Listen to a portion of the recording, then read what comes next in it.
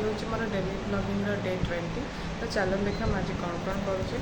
प्रथम देखो मैं सका गाधे पाधे निजर ब्रेकफास्ट करके ऑफिस पलि आसी। आज टे सका जेहतु मो 2टा ऑफिस मेंटेन करे तो से हूँ फर्स्ट ऑफिसटा मोर कॉर्पोरेट ऑफिस, सेकेंड ऑफिसटा हूँ मोर गोटे मैंने कोचिंग सेंटर टाइप जोटा कि मुझे 2 घंटा 3 घंटा भी बेस समय दे पारे ताठू अधिक दे पारे।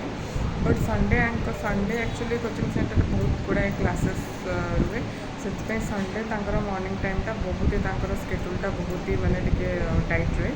तो मुझे देखूँ सका एकदम ब्रेकफास्ट करके मुझे पलि आँड चिंता भी कर लंचटा आज मम्मी घर ही पलि जेहतु मम्मी घर ये बहुत पाख, शाशु घर पाख बट या बेस मम्मी घर ये पाख। तो चलो देखिए। तो देखो सांग मैंने मुझे लंच रे भात को स्किप करी मतलब एक्चुअली इच्छा नाला तो से भाई कौन कला ना गरम गरम एठी मोपाई बटर मशरूम बनईदेला।